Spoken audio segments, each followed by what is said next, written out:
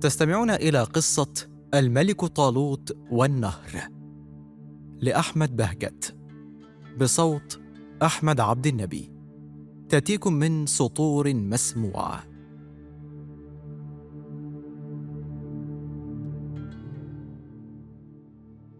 حين تباعد اليهود عن تعاليم التوراة التي نزلت على موسى عليه السلام، حين هجروا كثيرا من تعاليمه وأوامره، عندئذ وقع لهم ما يقع لكل أمة تهجر كتابها أو تضيع أوامر نبيها المرسل.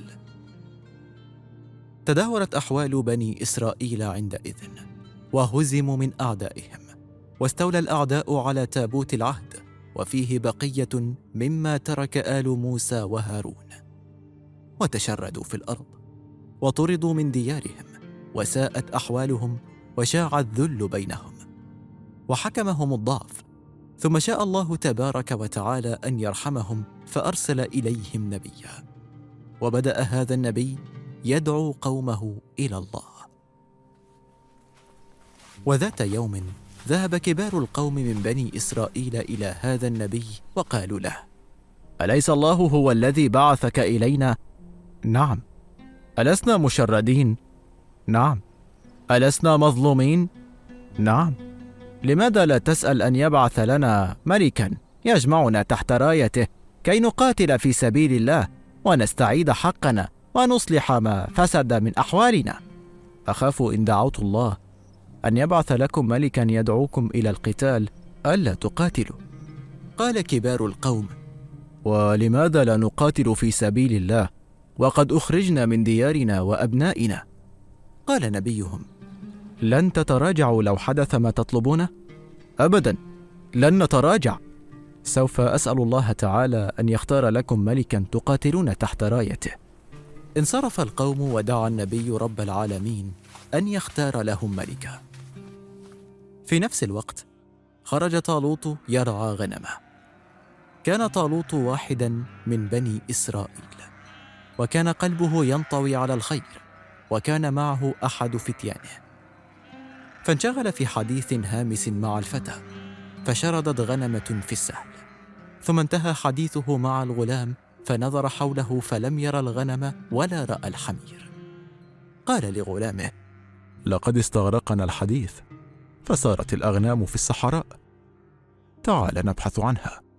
انطلق طالوت في الصحراء بحثا عن قطيعه، فسار مسافة طويلة حتى إذا أجهده التعب وانحدرت الشمس نحو المغيب ولم يجد غنمه ويأس من العثور عليها، قرر أن يذهب إلى النبي ليسأله أين ضاعت.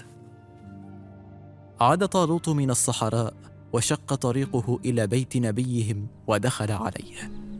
قال طالوت: أيها النبي الكريم، خرجت أرعى الأغنام والحمير فشردت مني في الصحراء ولم أعرف أين ذهبت، وقد جئت أسألك عنها. سأله النبي: هل تحس بالقلق على أغنامك وحميرك؟ نعم. لا تشغل بالك بها، فقد عادت إلى بيت أبيك. دعك من موضوع الأغنام واستمع إلي. لقد سألني الملأ من بني إسرائيل أن أدعو الله أن يختار لهم ملكا يقاتلون تحت رايته في سبيل الله، وقد دعوت الله فاختارك ملكا على بني إسرائيل، وعليك أن تعد نفسك للقتال. الله هو الذي اختارني؟ نعم. قال طالوت وهو يحس بالسعادة والرهبة: أنا رهن إشارتك. غدا تقابل رؤساء بني إسرائيل. وجاء الغد، فاجتمع رؤساء بني إسرائيل واجتمع معهم طالوت، وقال لهم نبيهم: إن الله قد بعث لكم طالوت ملكا. وبرزت عوامل العناد في نفوس بني إسرائيل، فقالوا: كيف يكون له الملك ونحن أحق بالملك منه؟ سألهم نبيهم: لماذا تتصورون أنكم أحق بالملك منه؟ نحن أغنى كثيرا منه. انظر إليه، إنه يرتدي ملابس الرعاة الفقيرة. قال النبي: ليست العبرة في حكم الشعوب بالغنى أو الفقر، العبرة بالقدرة على قيادة الشعوب. إن طالوت هو اختيار الله تعالى لكم، وقد اختاره الله تعالى لعلمه وقدرته. عاد رؤساء بني إسرائيل يقولون: نحن نصدقك أيها النبي، ولكن كيف ننسى أننا نحن شرفاء هذه الأمة وسادتها؟ فكيف تجاهلنا الله واختاره هو؟ ليس لمثلي أن يسأل الله لماذا. إن الأنبياء لا يسألون، وإنما يستمعون ويطيعون. هذا هو اختيار الله له. قال سادة بني إسرائيل: أنت تسد علينا باب الحوار أيها النبي، نحن نريد أن نعرف لماذا اختير طالوت ملكا علينا. إن طالوت فقير من الرعاة، ليس من عائلة كبيرة ولا تاريخ له في الحرب ولا في الحكم ولا في السياسة. أليس من حقنا أن نسأل لماذا فضله الله علينا؟ علمه هو الذي فضله عليكم. لقد آتاه الله بسطة في العلم والجسم. إن فينا من هو أقوى منه جسدا وأكثر علما.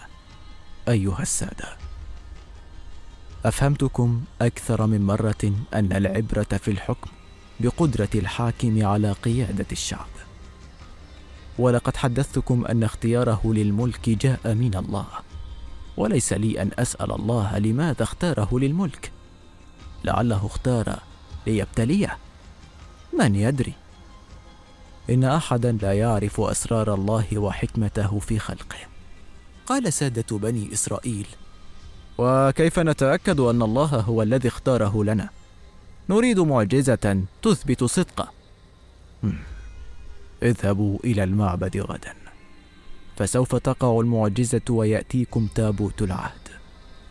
احتشد خلق هائل من بني إسرائيل في اليوم التالي انتظارا لوقوع المعجزة. كان تابوت العهد يضم بعض ألواح التوراة التي أنزلت على موسى، كما كان فيه بعض آثار تركها موسى وهارون. وكان هذا التابوت قد سلب منهم واستولى عليه عدوهم. وقف الناس ينتظرون وقوع المعجزة، وفي الوقت الذي حدده نبيهم فوجئوا أن التابوت يعود إلى مكانه في المعبد. حملته الملائكة ووضعته في مكانه وسط دهشة الناس وانبهارهم. لم يروا الملائكة، ولكنهم رأوا تابوت العهد يسبح ببطء وجلال إلى مكانه في المعبد. وأحس الناس بالسكينة واطمأنوا لاختيار طالوت ملكا عليهم. وهكذا أصبح طالوت ملكا على قومه. قدم الناس له فروض الطاعة في حفل كبير وانتظروا أوامره. كان أول أمر أصدره طالوت أن يبدأ تكوين جيش قوي يتدرب على القتال. أرسل طالوت في كل قرى بني إسرائيل يدعو الشباب القادر على حمل السلاح إلى الحرب. انضم إلى الجيش جمع كثير من الشباب والرجال، وبدأت مصانع الدروع والأسلحة تعمل، وبدأ التدريب على استخدام الأسلحة. كان طالوت يعرف أن الحرب تعني توظيف كل قوة الشعب وقيادته لهدف واحد، وهو النصر العسكري. وكان يعرف أن الحروب تقتضي نفقات كثيرة واستعدادات ضخمة. إن الحرب هي السلاح والإنسان الذي يستخدمه. لابد من توفير السلاح إذن. وبدأ طالوت في توجيه كل قوة قومه لصناعة الأسلحة. كان يرقب بنفسه حظ الأسلحة من القوة والصلابة، وكان يمتحنها بنفسه ويشرف على التدريب شخصياً. واستمر صنع السلاح والتدريب فترة طويلة حتى اطمأن طالوت لسلاح قومه. كان عدوهم هو جالوت، وكان جالوت قائداً عظيماً لم يهزمه أحد. وكان يتبعه جيش هائل لا نهاية لجنوده ولا مثيل لأسلحته في القوة. وكان جالوت يشبه إعصاراً مدمراً لا يقاومه أحد. كان طالوت حكيماً، فأدرك أن جوهر النصر لا يكمن في قوة السلاح بقدر ما يخضع لقوة الإرادة. أدرك أن الغلبة ليست بأعداد الجنود، إنما بصلابة العزيمة. وهكذا اطمأن طالوت لقوة الجيش، ولكنه لم يكن قد اطمأن بعد لقوة الروح المعنوية عند الجنود والقادة. ولهذا قرر أن يمتحن هذا الجيش قبل أن يخوض به المعركة الحاسمة مع عدوهم جالوت. أمر طالوت جيشه أن يسير وسط صحراء محرقة. ظل الجيش يسير أياماً وليالي وسط هذه الصحراء حتى بلغ العطش بالرجال كل مبلغ، وانتهى كل الماء الذي يحمله الجنود والضباط. كانت نهاية الرحلة في الصحراء قد اقتربت، وكان طالوت يعرف أن هناك نهراً قريباً ماؤه شديد العذوبة، وقرر طالوت أن يكون هذا النهر هو أول امتحان عملي لجيشه. جمع طالوت قادة الجند والألوية وقال لهم: نقترب الآن من نهر سوف يعبره الجيش، لا تشربوا من هذا النهر، بللوا شفاهكم وأيديكم بالماء. قال قادة الجند: لكن الجيش يحس بالعطش. قال طالوت: من يشرب من هذا النهر فليس مني، إلا من اغترف غرفة بيده، ومن يشرب من النهر فلينسحب من الجيش. اعلموا أن الله يراكم.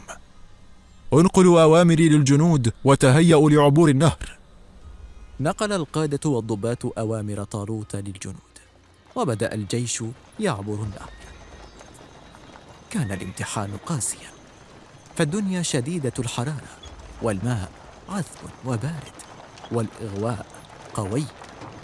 وشرب معظم الجنود من النهر ولم يستطيعوا مقاومة الإغلاء.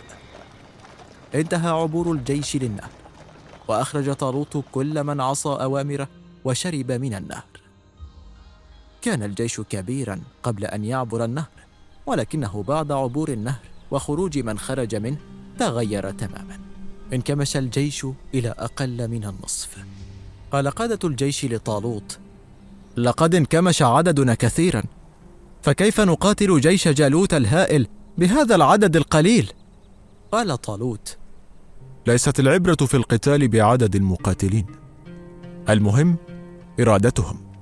لقد خرج معظم الجيش ولم يبقى سوى القليل. بل بقي الكثير.